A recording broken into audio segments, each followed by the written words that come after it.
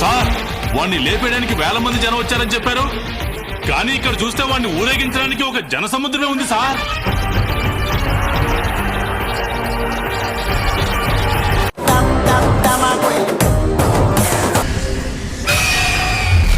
Rebel star Prabhas Maruthi combination రాబోతున్న సినిమా రాజసం.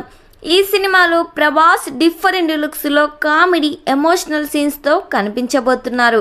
మారుతి ఈ సినిమా నుండి ఆల్రెడీ 60% షూటింగ్ కంప్లీట్ చేశారు.